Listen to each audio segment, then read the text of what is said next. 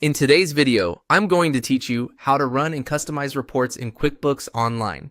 By the end, you'll know how to open a standard report, tailor what it shows, and save your customized version so you can get back to it quickly whenever you need. Start on your QuickBooks Online dashboard. On the left navigation menu, hover over Reports. This opens the Report Center, where you can explore everything from profit and loss to balance sheet and sales or expenses by detail. Next, click the Standard tab to view the built-in library. This section is organized by category, and there's a search bar at the top if you already know the name of the report you want. Now, select the report you need. For example, you might choose Profit and Loss to see income and expenses, or Balance Sheet to review assets, liabilities, and equity. Once the report opens, you'll see default settings, which we'll refine to match your needs. Click Customize.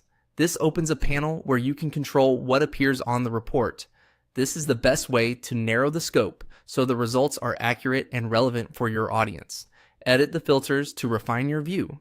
Set the report period to the dates you care about, and choose cash or accrual accounting to match how you track finances. You can include or exclude specific accounts, filter by customer, vendor, product or service, class or location, and decide whether to show only active or non-zero rows. Small, precise filters help eliminate noise and make trends easier to spot. Click the visual section to adjust how the report looks. This is where you shape the layout so it's readable on screen and clean when printed or exported.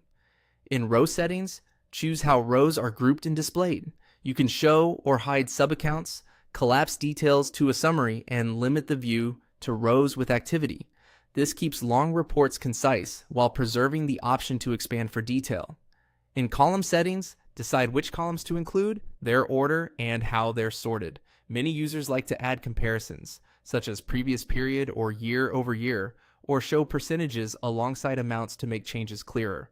You can also adjust grid lines to improve readability. Turning grid lines or alternate shading on can make it easier to follow numbers across the page, especially in wide reports.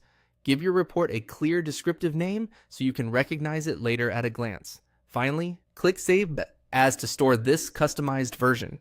It will appear in your custom reports list, ready to run again with a single click. And that's how you run and customize reports in QuickBooks Online.